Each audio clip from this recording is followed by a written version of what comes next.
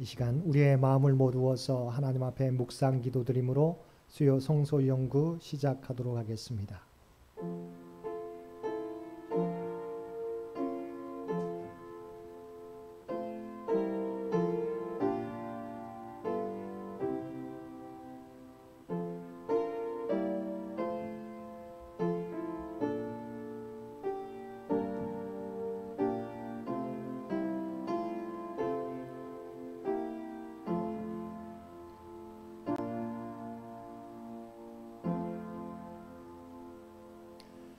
사랑과 은혜가 충만하신 아버지 하나님, 지난 3일 동안도 세상 가운데 우리 모두를 지켜주셨다가 이 저녁 수요 성소 연구로 함께 모여 예배드릴 수 있도록 귀한 은총 베풀어 주심을 진심으로 감사드립니다.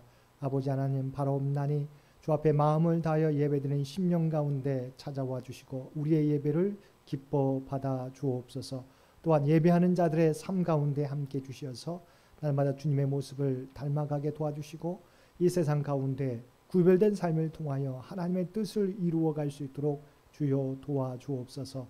또한 오늘도 아버지 하나님, 주께서 우리에게 들려주시는 말씀을 통해서 희미하게 보였던 것들이 분명하게 하나님의 뜻이 깨달아지고 새롭게 결단할 수 있는 우리 모두가 되게 하여 주시옵소서.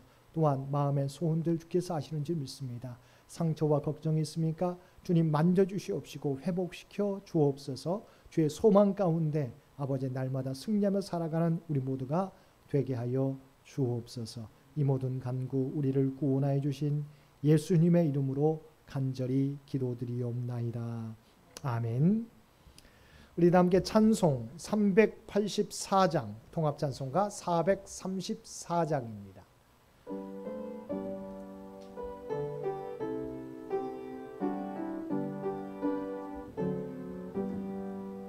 나의 갈 길 다가도록 예수 인도하시니 내 주 안에 있는 긍휼 어찌 심하리요.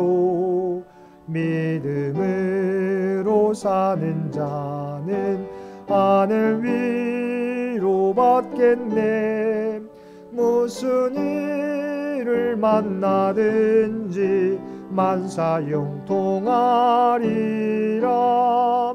무슨 일을 만나든지 만사형통하리라. 나의 갈 길 다가도록 예수 인도하시니 어려운 일 당한 때도 족하는 내주시네. 나는 심히 고단하고 영혼 매우 가라나 나의 앞에 반석에서 샘물 나게 하시네. 나의 앞에 반석에서 샘물 나게 하시네. 나의 갈 길 다가도록 예수 인도하시니 그의 사랑 어찌 큰지 말로 알 수 없도다. 성령 감화 받은 영혼 하늘 날아갈 때에 영영 부를 나의 찬송 예수 인도하셨네.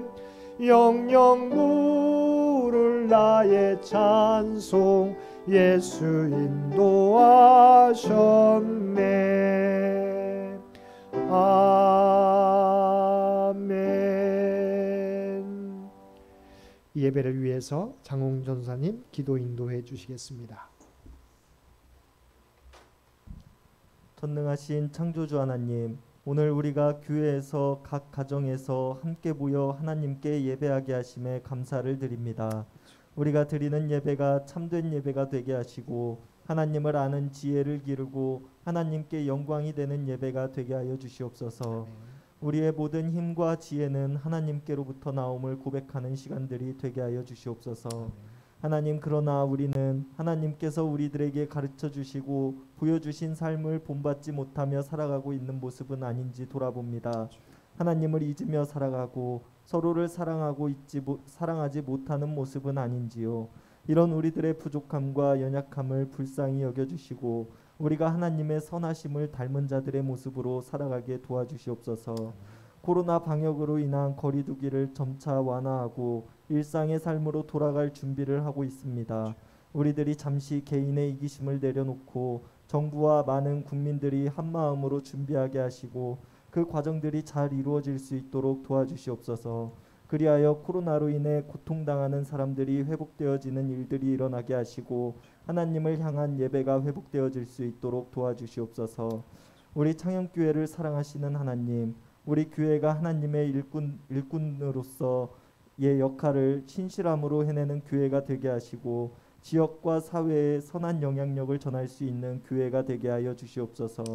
우리 교회에 연로하신 원로 장로님들과 권사님들, 다른 많은 성도님들의 건강을 지켜주시고 다시 함께 모여 하나님께 예배하는 모습이 되게 하여 주시옵소서.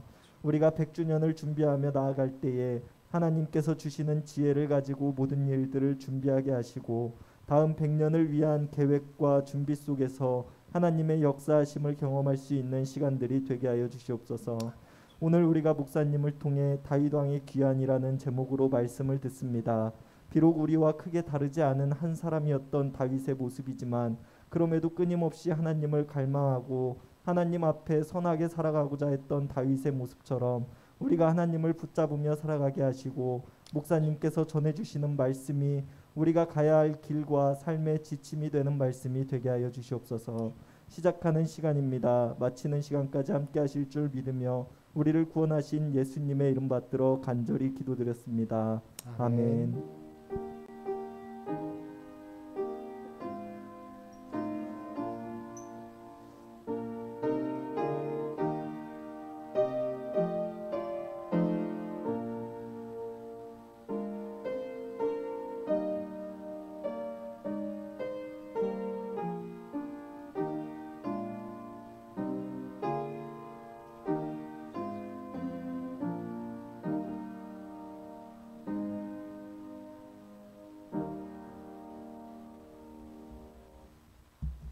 오늘 우리에게 주신 하나님의 말씀 사무엘하 19장 1절에서 43절까지 말씀입니다. 사무엘하 19장 1절에서 43절까지 말씀입니다.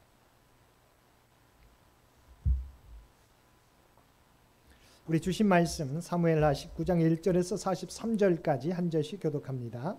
어떤 사람이 요압에게 아뢰되 왕이 압살롬을 위하여 울며 슬퍼하시나이다 하니 왕이 그 아들을 위하여 슬퍼한다함이 그날의 백성들에게 들림에 그날의 승리가 모든 백성에게 슬픔이 된지라. 그날의 백성들의 싸움에 쫓겨 부끄러워 도망함 같이 가만히 성읍으로 들어가니라. 왕이 그의 얼굴을 가리고 큰 소리로 부르되 내 아들 압살롬아 압살롬아 내 아들아 내 아들아 하니 요압이 집에 들어가서 왕께 말씀드리되 왕께서 오늘 왕의 생명과 왕의 자녀의 생명과 처첩과 비빈들의 생명을 구원한 모든 부하들의 얼굴을 부끄럽게 하시니 이는 왕께서 미워하는 자는 사랑하시며 사랑하는 자는 미워하시고 오늘 지휘관들과 부하들을 멸시하심을 나타내심이라.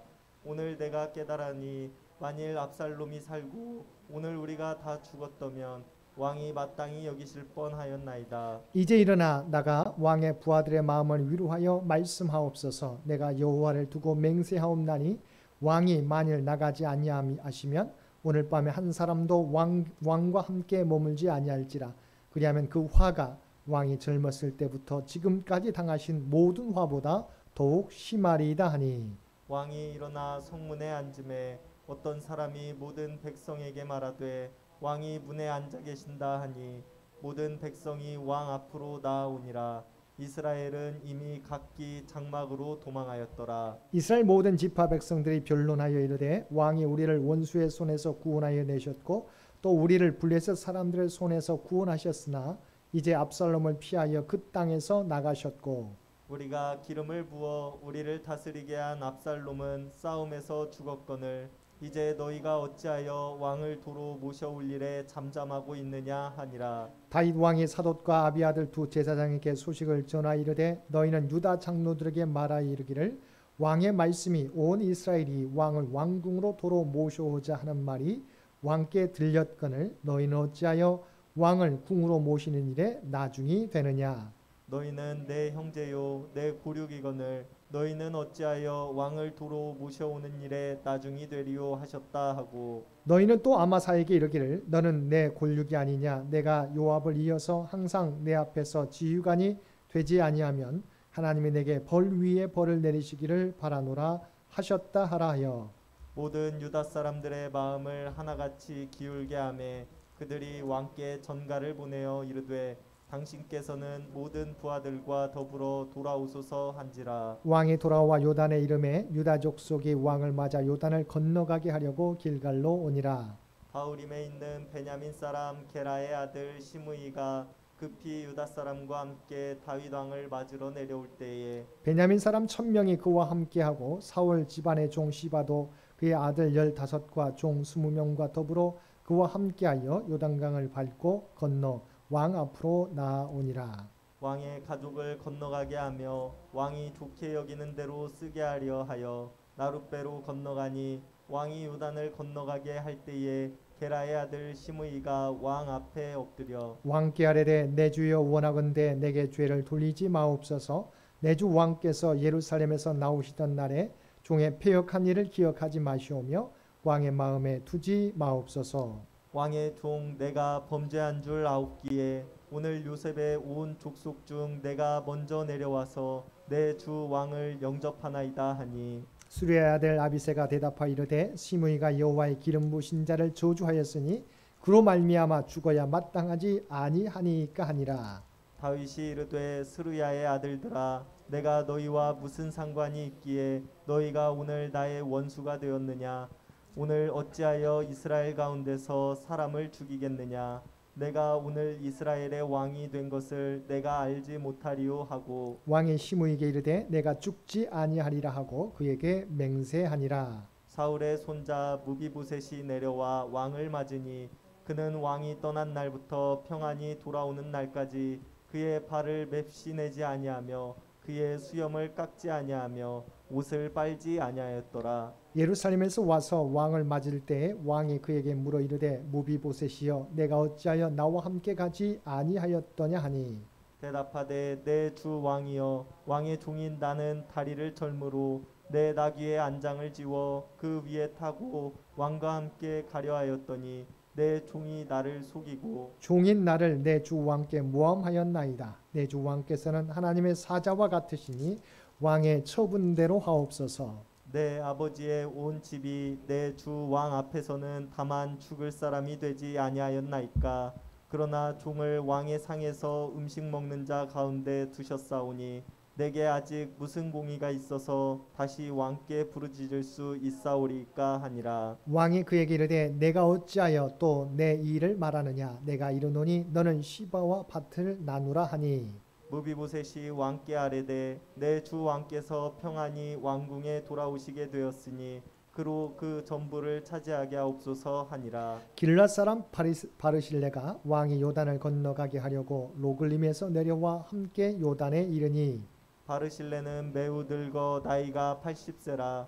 그는 큰 부자이므로 왕이 마하나임에 머물 때에 그가 왕을 공개하였더라. 왕이 바르실레에게 이르되 너는 나와 함께 건너가자. 예루살렘에서 내가 너를 공개하리라. 바르실레가 왕께 아뢰되 내 생명의 날이 얼마나 있겠사옵기에 어찌 왕과 함께 예루살렘으로 올라가리이까. 내 나이가 이제 80세라 어떻게 좋고 흉한 것을 분간할 수 있사오며 음식의 맛을 알 수 있사오리까. 이 종이 어떻게 다시 노래하는 남자나 여인의 소리를 알아들을 수 있사오리까. 어찌하여 종이 내 주 왕께 아직도 누를 끼치리까.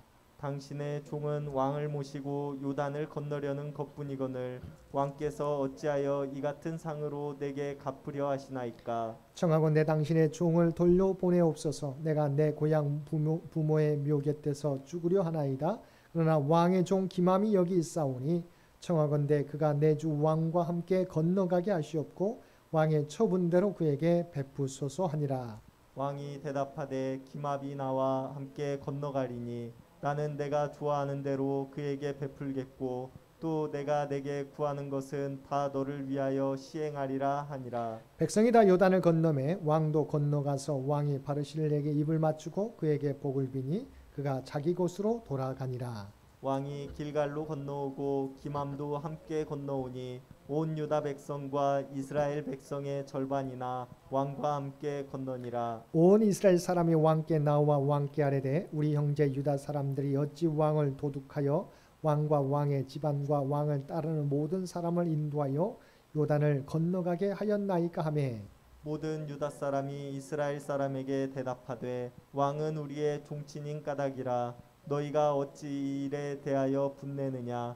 우리가 왕의 것을 조금이라도 얻어먹었느냐. 왕께서 우리에게 선물로 주신 것이 있느냐. 함께 읽겠습니다. 이스라엘 사람이 유다 사람에게 대답하이르되 우리는 왕에 대하여 열 몫을 가졌으니 다윗에게 대하여 너희보다 더욱 관계가 있거늘 너희가 어찌 우리를 멸시하여 우리 왕을 모셔오는 일에 먼저 우리와 의논하지 아니하였느냐 하나. 유다 사람의 말이 이스라엘 사람의 말보다 더 강경하였더라. 아멘. 오늘도 하루 일과를 마치고 주님 전에 나와 또한 각자의 삶의 자리에서 마음을 다하여 수요 성서 연구로 예배드리는 우리 모든 성도들 가운데 하나님의 특별하신 은총이 언제나 함께 하시기를 주님의 이름으로 간절히 축원드립니다. 우리는 지난 시간에 우리 압살롬의 군대와 다윗의 군대가 싸워서 압살롬의 군대가 패하게 되고 압살롬은 나무에 걸려 또 죽을 위험이 있었는데 요압이 바로 압살롬을 죽였던 일을 살펴보았습니다. 오늘 말씀은 이 전쟁의 승리 이후에 어떤 일이 있었느냐 하는 것이지요. 자, 다윗의 군대가 압살롬의 군대를 이기게 되었습니다. 이제 다윗은 다시 예루살렘으로 복귀할 수 있는 기회가 생기게 되었습니다. 그러면 다윗이 해야 할 일은 무엇이었을까요? 당연히 목숨을 걸고 다윗을 지켰던 다윗의 편에 싸웠던 군사들을 위로하고 격려하는 일이었을 것입니다. 그런데 오늘 본문 말씀에 보게 되면 어떤 일이 벌어지게 됩니까? 다윗은 전쟁에 승리했다는 것으로 기뻐하기보다는 전쟁에서 자신의 아들 압살롬이 죽음을 당했다는 소식을 듣고 슬퍼하게 되었다. 그래서 전장에서 돌아온 군사들이 정말 승리의 기쁨으로 돌아와야 되는데 왕이 슬퍼하는 거예요. 왜냐하면 자신의 아들을 잃어버리게 되었다고. 그러니까 병사들이 승리했지만 왕이 슬퍼하니까 자신의 아들이 죽었다고 슬퍼하니까 함께 즐거워하지도 못하고 조용하게 패배자인 것처럼 마을로 돌아오게 되었다는 것이지요. 자, 그 말씀 1절부터 3절 말씀 보겠습니다. 어떤 사람이 요압에게 아뢰되 왕이 압살롬을 위하여 울며 슬퍼하시나이다 하니 왕이 그 아들을 위하여 슬퍼한다 함이 그날의 백성들에게 들림에 그날의 승리가 모든 백성에게 슬픔이 된지라. 그날의 백성들이 싸움에 쫓겨 부끄러워 도망함같이 가만히 성읍으로 들어가니라. 여러분, 전쟁에서 자기 아들과 싸워야 하는 아버지의 마음 아프죠. 그런데 그 전쟁에서 아들이 죽게 되었어요. 얼마나 아프겠어요. 근데 중요한 부분은 그가 쿠데타를 일으켜서 다윗과 함께한 사람들은 쫓겨날 수밖에 없었고, 지금 이 전쟁은 아들과 아버지의 단순한 전쟁만이 아니라 압살롬 편에 선 군사들과 다윗 편에 선 군사가 목숨을 걸고 싸우는 것이었어요. 목숨을 걸고 싸워서 승리했는데 다윗 왕은 뭐예요? 자기의 아들이 죽었다는 것만 생각하고 전혀 목숨을 걸고 싸운 병사들을 격려하지도 위로하지도 않았다는 거죠. 자, 그런데 이것이 그냥 잠깐의 시간이 아니라 계속되었다는 겁니다. 자, 4절 말씀 보겠습니다. 4절. 왕이 그의 얼굴을 가리고 큰 소리로 부르되 내 아들 압살롬아 압살롬아 내 아들아 내 아들아 하니. 이렇게 군사들이 전쟁에서 승리하고서도 패배자처럼 조용하게 부끄러운 모습으로 돌아오게 돼요. 그럼에도 불구하고 다윗이 그것을 깨닫지 못하고 도리어 어떻게 해요? 우리가 나와 있는 거 얼굴을 가리고 큰 소리로 내 아들 압살롬아 압살롬하고 통곡하고 자신의 아들이 죽은 것만 우리가 애곡하고 슬퍼하고 있었다고 하는 거죠. 이것은 우리가 공적인 왕으로서의 사역을 다윗이 잊어버렸다는 거죠. 개인적인 슬픔, 가정의 슬픔을 그것이 컷다손 치더라도 공적인 왕으로서 목숨을 걸고 싸운 병사들을 어떻게 해요? 격려해 줘야 되잖아요.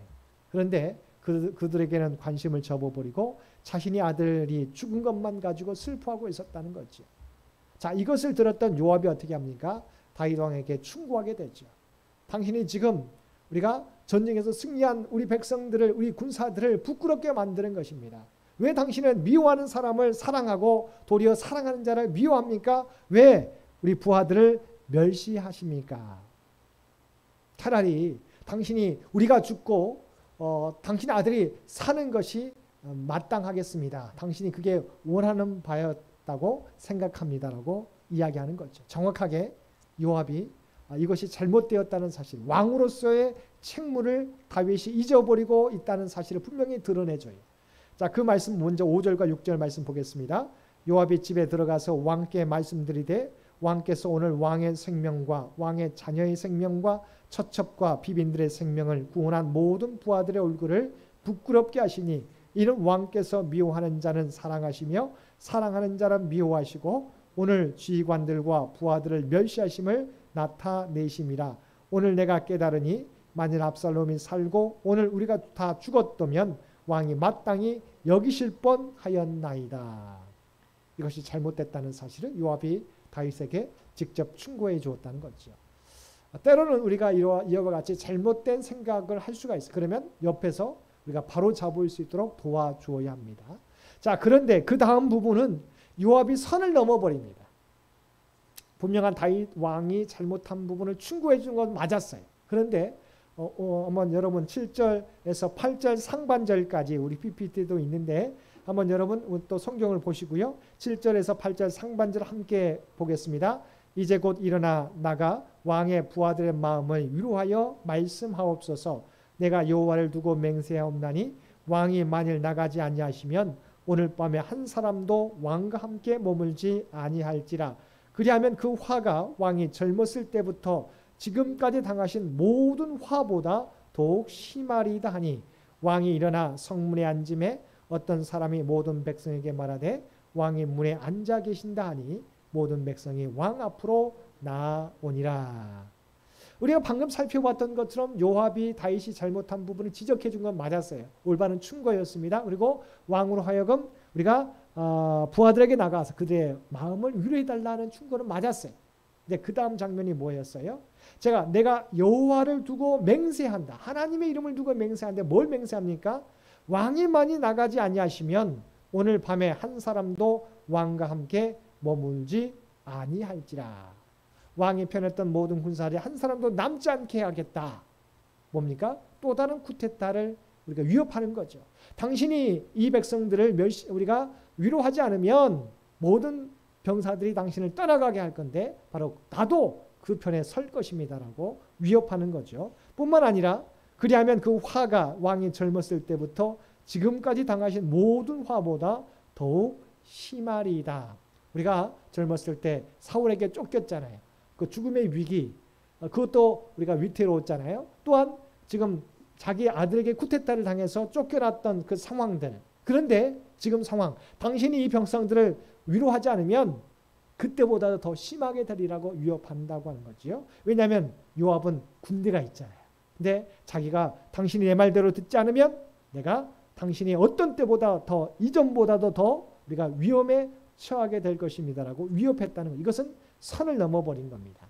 그래서 요압이 한편으로는 다윗에게 충성을 다한 군대 장관이기도 하지만 그러나 다윗을 군사적인 힘을 가지고 위협한 사람이기도 한다는 거죠. 그래서 우리가 나중에 자기 아들에게 유언을 남겨줄 때 요압에 대한 충고도 말씀하고 있지 않습니까? 그래서 우리가 충고는 좋은데 우리가 선을 넘지 말아야 되는데 요압이 자기에게 군사적 힘이 있다는 사실을 가지고 다윗 왕을 위협하게 되었다. 그러나 그럼에도 불구하고 다윗은 그것을 위협으로 받아들이지 않고 자기가 행해야 될 모습을 생각하고 그 말대로 순응하게 되었다고 하는 것입니다. 그래서 성문 앞에 나가서 백성들을 위로해 주었다. 자, 그 다음 장면은 자, 압살롬의 편에 섰던 이스라엘 10지파가 있습니다. 자, 이들은 압살롬의 편에 섰다가 전쟁에서 누가 죽었어요? 압살롬이 졌어요. 그래서 이들은 어떻게 해야 될지, 왜냐하면 압살롬 다윗의 반대에서 섰었기 때문에 어떻게 해야 될지 모르는 상황 가운데 사람들이 이들을 추동합니다. 왜냐하면 전쟁에서 승리했지만 다윗은 스스로 예루살렘에 입성하지 않습니다. 온 백성들의 마음이 하나 되어서 자신을 추대하기를 원하는 것이지요. 그래서 이 10지파에게 찾아가서 사실 이미 너희가 당신이 따랐던 압살롬은 죽었지 않습니까? 이제 이 다윗 왕, 우리가 나라를 지켰고 블레셋로부터 우리를 막아주었던 이 다윗 왕을 다시 우리가 왜 왕으로 모셔드리지 않습니까? 뭐 하고 있습니까? 라고 그들이 이 압살롬의 편에 섰던 10지파를 독려하게 되었다고 하는 거지요. 그 장면 보겠습니다. 9절에서 10절 말씀. 이스라엘 모든 지파 백성들이 변론하 이르되 왕이 우리를 온수의 손에서 구원하여 내셨고 또 우리를 블레셋 사람들의 손에서 구원하셨으나 이제 압살롬을 피하여 그 땅에서 나가셨고 우리가 기름을 부어 우리를 다스리게 한 압살롬은 싸움에서 죽었거늘 이제 너희가 어찌하여 왕을 도로 모셔올 일에 잠잠하고 있느냐 하니라. 자, 이미 이들은 다윗왕에게 맞섰기 때문에 사실은 때로는 이들이 계속해서 그 위치만 똑같이 다윗왕에 맞서게 되면 이들이 위험에 처할 수 있습니다. 그런데 그러지 말고 이제 다윗 왕이 우리를 위해서 싸웠지 않느냐. 비록 자기 아들 때문에 피난 갔었지만 이제 전쟁에서 압살롬은 죽었으니 다윗 왕을 다시 왕으로 모셔드리자. 뭐 하고 있느냐라고 독려하게 되었다는 것이지요. 자, 그러니까 이제 이스라엘 10지파가 다윗을 왕으로 옹이하려고 합니다. 자, 그런데 다윗 왕이 보게 될 때, 자, 그럼 주도권이 이스라엘 지파에게 갈 수 있잖아요. 어찌됐건 왕으로 옹립하게 되니까. 자, 무엇이 문제였냐면 유다 지파, 다윗에게 속한 유다 지파 속에서도 압살롬의 편을 섰던 유다 지파 사람들이 있었어요. 왜냐하면 압살롬도 마찬가지로 우리가 다윗의 아들이었기 때문에 그렇죠. 그래서 이제는 이 두 제사장을 통해서 유다 지파에게 보내서 다른 지파들이 이 다윗을 왕으로 세우려고 하는데 당신들은 다윗과 한 골육이 아니냐, 친척이 아니냐, 당신들도 우리가 그들에게 주도권을 넘기지 말라고, 당신들도 다윗 왕을 왕위로 옹이하는데 앞장서라고 이야기하게 됩니다. 그러면서 본격적으로 이 압살롬 편에 섰던 군대 장관이었던 아마사를 우리가 다윗 왕이 불러다가 내가 요압을 대신하여 너를 지휘관으로 세울 텐데 내가 그렇게 하지 않으면 하나님의 심판을, 하나님의 벌을 받게 될 것이다. 그래서 상대방 편에 있는 군대 장관을 다윗 왕이 우리가 자기 편에 세우는 거죠. 그래서 본격적으로 비록 상대방의 편에 섰었지만 하나 되기 위해서, 하나된 민족을 위해서, 하나된 나라를 위해서 압살롬의 편에 섰던 군대 장관을 다시 내가 군대 장관을 옹이하겠다고 다윗이 바로 그를 우리가 세우기 위해서 화해하도록 노력했다고 하는 거예요. 그러니까 유다 지파가, 비록 압살롬 편에 섰던 유다 지파가 다시 다윗 왕에게로 마음을 우리가 기울이게 되었다는 것이죠. 자, 그 말씀도 보겠습니다. 11절에서 14절 말씀입니다. 다윗 왕이 사독과 아비아달 두 제사장에게 소식을 전하 이르되 너희는 유다 장로들에게 말하 이르기를 왕의 말씀이 온 이스라엘이 왕을 왕궁으로 도로 모셔오자 하는 말이 왕께 들렸거늘 너희는 어찌하여 왕을 궁으로 모시는 일에 나중이 되느냐. 너희는 내 형제요 내 골육이거늘 너희는 어찌하여 왕을 도로 모셔오는 일에 나중이 되리요 하셨다 하고 너희는 또 아마사에게 이르기를 너는 내 골육이 아니냐. 내가 요압을 이어서 항상 내 앞에서 지휘관이 되지 아니하면 하나님이 내게 벌 위에 벌을 내리시기를 바라노라 하셨다 하라 하여 모든 유다 사람들의 마음을 하나같이 기울게 하며 그들이 왕께 전가를 보내어 이르되 당신께서는 모든 부하들과 더불어 돌아오소서 한지라. 이와 같이 전쟁에서는 승리했어요. 그렇지만 자, 백성들이 다윗 왕을 옹이하도록 이 백성들을 추동하게 되었다는 거죠. 왜냐하면 비록 전쟁에서 승리했다 할지라도 상대편 백성들이 마음을 주지 않으면 여전히 둘로 나뉘어 있게 되는 거죠. 그래서 중요한 부분은요. 우리가 싸울 때는 싸우더라도 그게 어떤 결정이 나게 되면 어떻게 해야 돼요? 우리가 우리가 하나 되기 위해서 힘써야 된다는 거죠. 다윗 왕이 그러했습니다. 비록 우리가 압살롬과의 전쟁에서 승리하게 되었습니다. 그렇지만 그래서 나와 맞섰던 사람들을 핍박한 게 아니었어요. 그들도 함께 하나된 민족을 이루기 위해서 그들을 등용하고 하나되도록 우리가 힘썼다고 하는 거죠. 우리가 때로는 사회에서도 그렇고요. 교회에서도 마찬가지인 것 같아요. 때로는 우리가 여러 의견이 나뉠 때가 있잖아요. 그래서 우리가 나름대로 우리가 함께 의견을 가지고 서로 토론하거나 여러 가지 의견을 가지고 함께 어떤 것들을 주장하게 될 때 우리가 나름대로 최선을 다해서 자기 의견을 나타내야 돼요. 그러나 그것들이 나름대로 어느 정도 결론이 나게 되면 비록 내 생각과는 다를지라도 어떻게 해요? 하나 되기 위해서 우리가 힘써야 된다는 거죠. 그렇지 못하면 여전히 우리가 어떤 결론이 나왔을 때 여전히 나뉘어진 상태에 머물 수밖에 없었다는 거죠. 다윗은 전쟁에서 승리한 다음에 나라와 민족이 하나 될 수 있도록 상대편도 함께 등용하고 하나 되기에 힘썼다고 하는 것입니다. 자, 그 다음 장면은 다윗 왕이 이제 피난 갈 때와 이제 왕이 승리해 가지고 다시 예루살렘으로 복귀하게 될 때, 자, 피난 갈 때 왕을 다윗을 대적했던 사람들이 있었고, 또한 피난 가지만 여전히 다윗 편에 서서 다윗을 우리가 공개해주고 또한 지지했었던 사람들이 있었죠. 이제 전쟁이 끝났어요. 이제 그들이 어떻게 대하느냐가 본문 가운데 나오고 있는데 대표적인 사람이 우리가 세 사람을 들 수 있습니다. 먼저 첫 번째 사람은 누구입니까? 시므이. 우리가 다윗 왕이 아들의 쿠데타를 통해서 예루살렘에서 피난 가게 될 때 뭐예요? 베냐민 사람이었던 이 사람이 왕에게 다윗에게 돌을 던지고 모욕하고 저주했던 사람이 시므이에요. 자, 그런데 그 저주했던 다윗이 이 전쟁에서 승리하고 다시 왕권을 회복하게 돼 있어요. 그러니까 자기가 죽을 수밖에 없잖아요. 그래서 이 베냐민 사람들, 베냐민 지파의 사람 1000명을 데리고 와서 이제 내 죄를 우리가 기억하지 말게 해달라고, 내가 당신을 온전히 섬기겠습니다라고 이제 전혀 다른 반응을 보이게 되었다고 하는 것이죠. 얼마나 약삭빠른 사람입니까? 권력을 잃어버리게 될 때는 자, 그 다윗 왕을 저주하고 돌 던지고 모욕했던 사람이 다시 왕권을 잡으니까 어떻게 해요? 자, 1000명을 데리고 와서 함께 다윗 왕에게 부복하고 또한 내 죄를 기억하지 말아달라고 용서를 구하는 장면이라고 하는 것이죠. 자, 그 장면 보겠습니다. 18절 하반절에서 20절까지입니다. PPT에도 있습니다.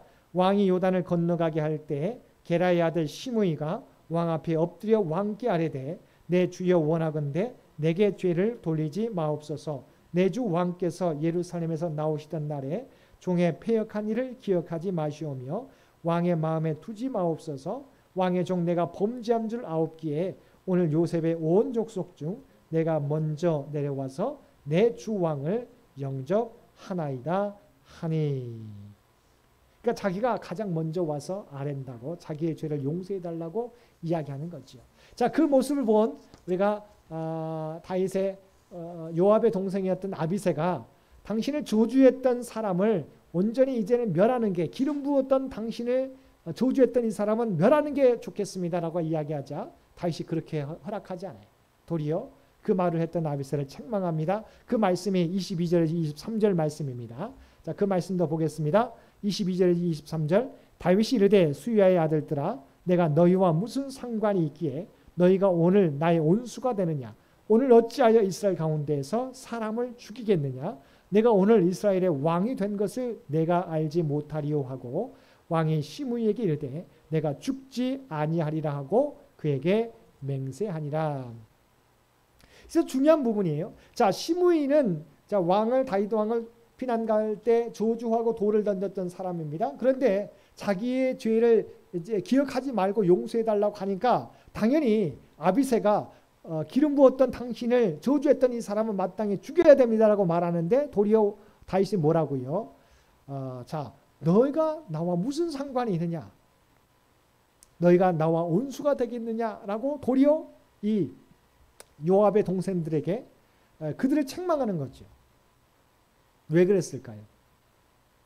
사실은 이들이 그래도 잘못했지만 감정적으로 보면 마땅히 죽여야 되지만 이들은 그래도 항복한 거잖아요. 어쨌든 1000명을 데리고 와서 다윗에게 용서해달라고 무릎을 꿇은 거잖아요. 그래서 다윗이 그들을 어떻게 해요? 비록 잘못했었지만 용서하려고 하는 거죠.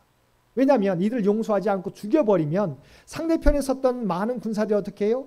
다윗 왕에게 나오지도 못하는 거죠. 도망가 버릴 거지요. 그러니까 하나 되어야 되는데 이제 전쟁은 승리로 했었지만 승리가 되었지만 이끌었지만 백성들을 하나 되는 게 다윗의 목적인데 자 비록 저주했던 사람이 다윗 왕에게 용서를 구하는데 그를 죽여버리게 되면 화합하기가 쉽잖아요. 그래서 다윗은 내가 이미 왕이 된 것을 알지 못하느냐. 왕으로서 이제는 하나 되게 만드는 것이 중요한 것이지 비록 그가 저주했다고 해서 그를 안가풍하는 것은 우리가 잘못된 일이라는 거죠. 그래서 네가 왜 너와 나 무슨 상관이 있겠 내가 원수가 되고자 하느냐. 어떻게 내가 이스라엘 사람들을 죽이겠느냐. 그러면서 시므에게 내가 너를 죽지 아니하리라고 맹세하게 되었다는 거죠. 그러니까 다윗은 비록 자신을 저주했던 사람이라 할지라도 용서를 구하게 될 때 용서해 주면서 하나 되는데 힘쓰게 되었다. 자, 두 번째 사람 우리가 잘 알고 있는 무비보셋, 우리가 요나단의 아들이었죠. 우리가 다윗이 왕으로 있을 때 이 요나단의 아들을 우리가 우대해 줍니다. 장애자였던 무비보셋은 항상 왕과 함께 식탁에 머물게 하는데 왕이 다윗 왕이 피난 가게 될 때 무비보셋이 나오지 않은 거예요. 그래서 그의 종이었던 시바에게 무비보셋 모든 재산을 맡기게 되었잖아요. 자, 근데 이제 전쟁을 마치고 예루살렘으로 이제 돌아오려고 요단강 앞에 섰을 때 무비보셋이 다윗 왕을 맞이하러 갑니다. 자, 그 장면을 보겠습니다. 그런데 무비보셋이 정말 다윗 왕을 배반했는지 아닌지가 드러나게 되는 거죠. 먼저 24절 말씀 보겠습니다. 사울의 손자 무비보셋이 내려와 왕을 맞으니 그는 왕이 떠난 날부터 평안히 돌아오는 날까지 그의 발을 맵시내지 아니하며 그의 수염을 깎지 아니하며 옷을 빨지 아니하였더라. 사실은 그의 종 시바가 이 자기의 주인인 이 무비보셋을 모함해서 당신을 배반하고 도리어 당신이 쫓겨나는 것을 기뻐합니다. 도리어 이제 사울의 왕권을 되찾게 돼서 기뻐한다고 모함을 하게 되었지 않습니까? 그래서 다윗 왕이 그 시바에게 무비보셋의 모든 재산을 다 맡겨버리게 되었지만 그러나 무비보셋은 알고 있듯이 왕이 자기에게 이렇게 대우해 줬던 것에 대해서 감사하고 그가 피난을 가게 되자 마찬가지로 그도 아파하면서 어떻게 나와 있습니까?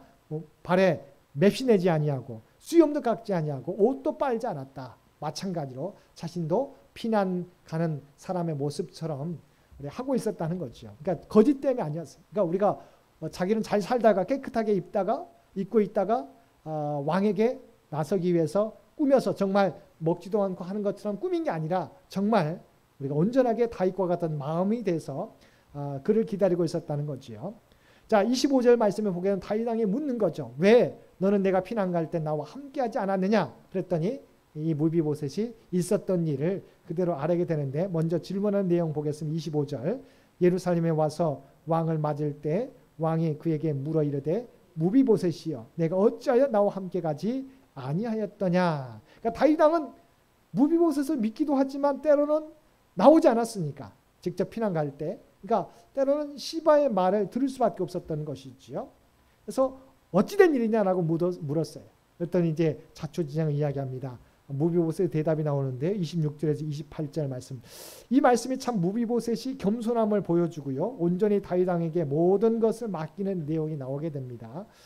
26절에 28절 말씀 보겠습니다. 대답하되 내 주 왕이여 왕의 종인 나는 다리를 절므로 내 나귀의 안장을 지워 그 위에 타고 왕과 함께 가려 하였더니 내 종이 나를 속이고 종인 나를 내 주와 함께 모함하였나이다.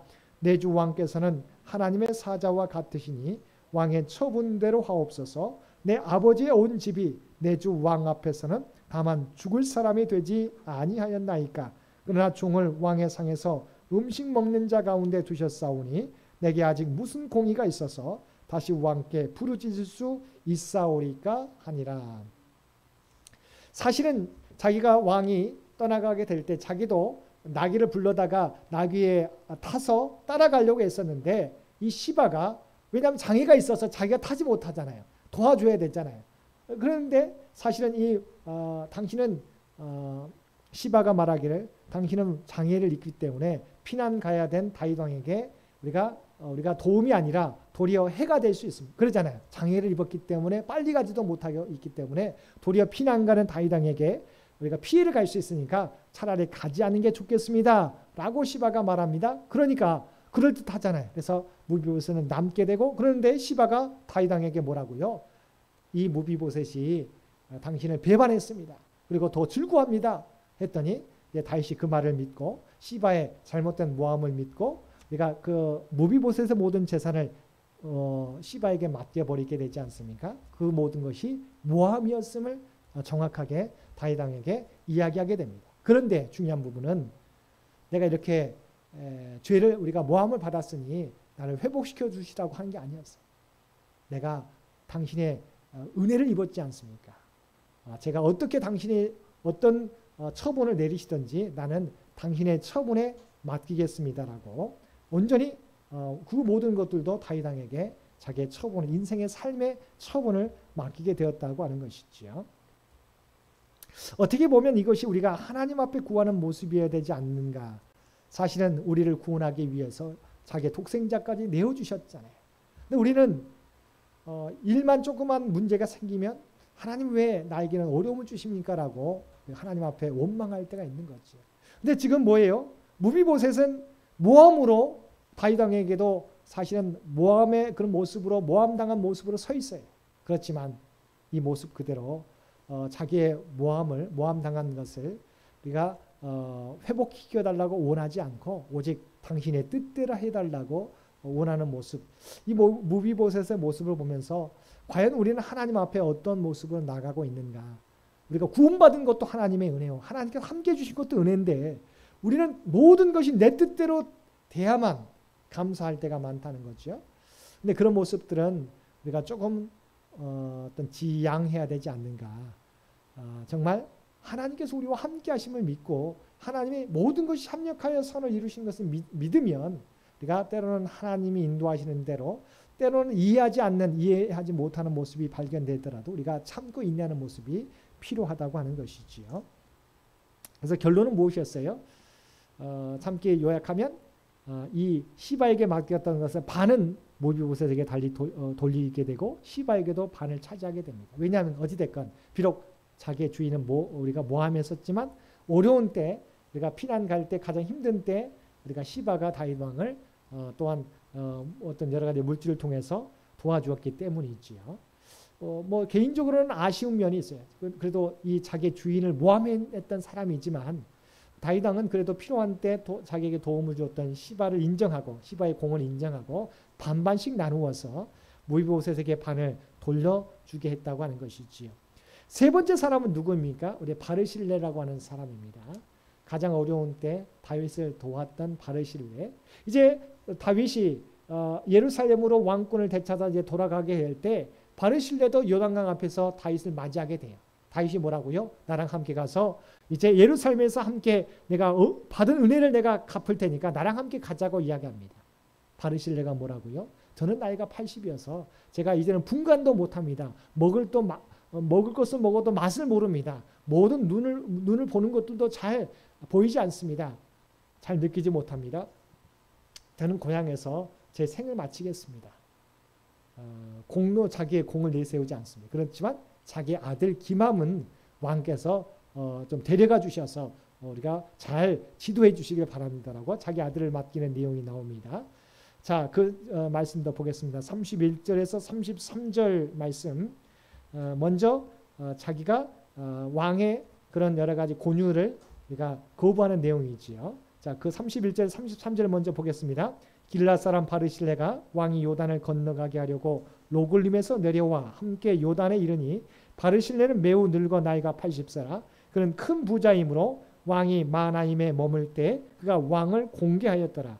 왕이 바르실레에게 이르되 너는 나와 함께 건너가자. 예루살렘에서 내가 너를 공개하리라. 은혜를 받았던 것 내가 갚아줄 테니까 나랑 함께 예루살렘으로 가자. 그런데 우리가 바르실레가 그것을 거부하게 되는 거죠. 한 절만 더 보겠습니다. 37절 청하건대 당신의 종을 돌려보내옵소서. 내가 내 고향 부모의 묘 곁에서 죽으려 하나이다. 그러나 왕의 종 기맘이 여기 있어. 이 아들을 의미합니다. 바르실레의 아들 자기 종 기맘이 여기 있어. 왕의 종 기맘이 여기 있어. 우리 청하건대 그가 내 주 왕과 함께 건너가게 하시옵고 왕의 처분대로 그에게 베푸소서 하니라. 자기는 공을 내세우지 않고 저는 그냥 이제 제 일생을 고향에서 마무리하겠습니다. 그 대신 제 아들을 왕께서 데려가서 잘 지도해 달라고 부탁하는 내용이죠. 오늘 본문 가운데 우리가 살펴볼 수 있는 것은 뭐예요? 요압에 대해서 먼저 살펴볼 수 있습니다. 요압이 다윗 왕이 자신의 아들의 죽은 것을 보고 슬퍼하게 될 때 바로 그것을 공적인 왕의 역할을 감당하도록 충고는 잘했어요. 그런데 때로는 선을 넘어서 자기의 권력을 가지고 왕을 위협한 것을 잘못되었다. 그것이 나중에 솔로몬에게서도 전달되는 모습이죠. 그러니까 우리가 남에게 충고해 주는 것, 우리가 나름대로 바로 잡는 것 필요합니다. 그런데 우리가 선을 넘어서는 안 되는 거지요. 그런데 요압은 비록 다윗 왕에게 필요한 충고는 했었지만 그러나 넘지 말아야 할 선을 넘어버리는 잘못이 있었다. 두 번째 부분은 다윗 왕이 전쟁에서 승리한 다음에 힘썼던 게 뭐예요? 원수대로 갚는 게 아니었어요. 그래도 하나 되게 하기 위해서 시므이를 용서하고 이스라엘 백성들, 이스라엘 지파, 10지파들을 우리가 또한 그들로 하여금 왕을 스스로가 원의하도록 함께 하나 되도록 힘쓰는 장면들. 그러니까 백성이 나라가 하나 될 수 있도록 힘썼던 모습은 우리가 공동체를 우리가 섬기고 나아가게 될 때 필요한 부분이죠.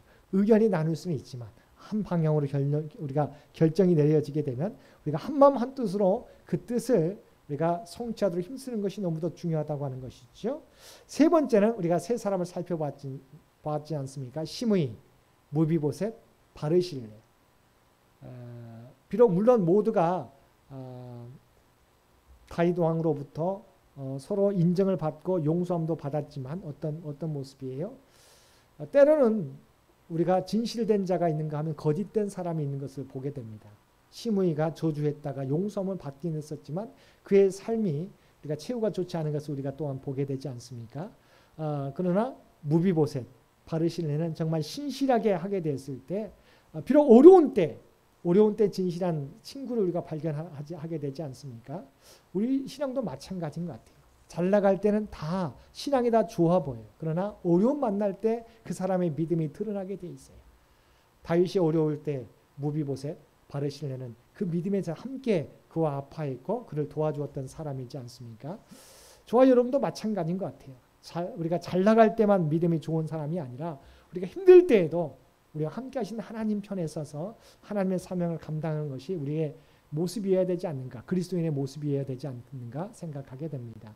오늘 말씀을 통해서 과연 내 모습은 어떠한가? 나는 시므이 편에 서 있는가? 시므이의 모습대로 살고 있는가? 아니면 무비보셋이나 바르실레 모습으로 살고 있는가? 우리 자신을 돌아볼 수 있는 저와 여러분이 되실 수 있기를 주님의 이름으로 간절히 축원드립니다. 함께 기도드리겠습니다.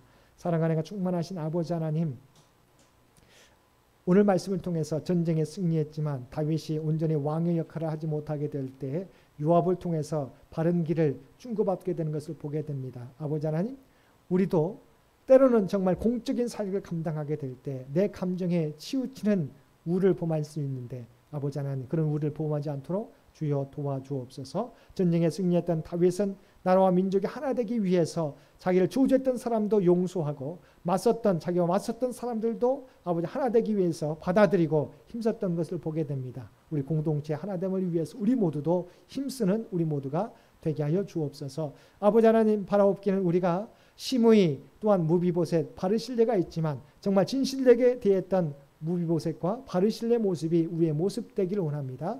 우리가 모든 일이 잘 풀리고 우리가 원하는 대로 이루어질 때만 믿음이 좋은 저희들 되지 않게 도와주시고 어려움 만날 때에도 주님을 우리가 떠나지 않고 늘 주님 곁에 서서 맡겨진 사명 감당할 수 있는 우리 모두가 되게 하여 주시옵소서. 그리하여 하나님께서 인정하시는 참 믿음의 사람들 되게 하여 주옵소서.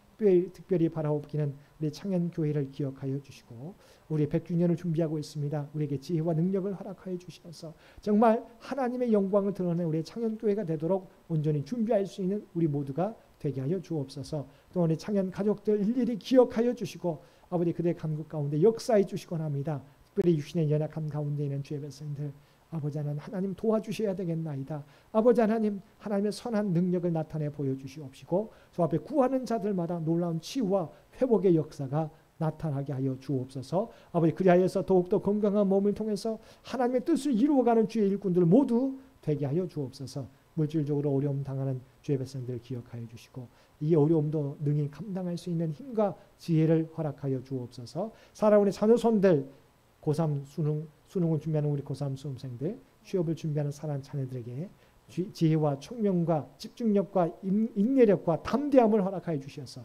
마지막 순간까지 최선을 다해서 하나님의 영광을 나타나게 하여 주시옵소서. 또한 결혼과 임신과 출산을 위하여 간절히 간구하는 사랑하는 주의 백성들의 간구 가운데서도 하나님의 놀라운 뜻을 나타내 보여주옵소서.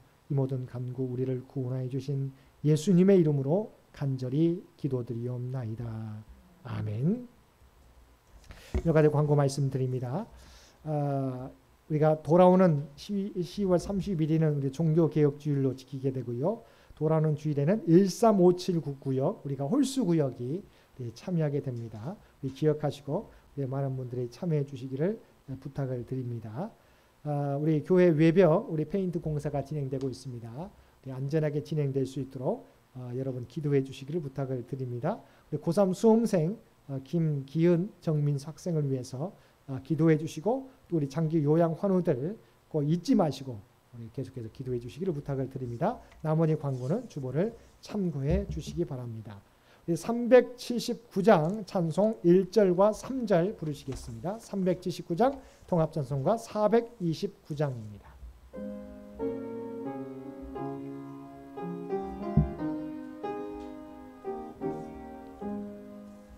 내 갈 길 멀고 밤은 깊은 데에 빛 되신 주 저 본향집을 향해 가는 길 비추소서. 내 가는 길 다 알지 못하나 한 걸음씩 늘 인도하소서. 3절입니다. 이전에 나를 인도하신 주 장래에도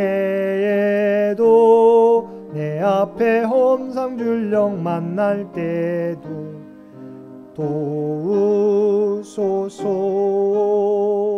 밤 지나고 저 밝은 아침에 기쁨으로 내 주를 만나리.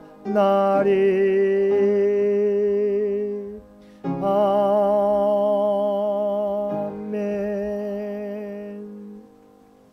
이제는 우리 주 예수 그리스도의 은혜와 아버지 하나님의 극진하신 사랑하심과 성령님의 세상 끝날까지 우리와 함께 하시는 놀라운 교통의 역사가 오늘 주신 말씀을 따라 우리의 기도가 이루어질 때만 우리의 믿음을 지키고 감사하는 저희들이 아니라 고난당할 때에도 우리와 함께 하시는 하나님을 믿고 믿음의 자리를 지키며 받게 된 사명 감당하며 살아가겠노라고 결단하며 세상 가운데 나아가는 사랑하는 주의 백성들과 그의 가정과 산업의 터전 위에 특별히 주님 전에 나와 예배드리는 사랑하는 주의 백성들과 각자의 삶의 처소에서 마음을 다하여 예배드리는 간절히 기도하며 예배에 참여하는 모든 주의 백성들 머리 위에 이제로부터 영원토록 함께 해주시기를 우리 주 예수님의 이름으로 간절히 축원하옵나이다.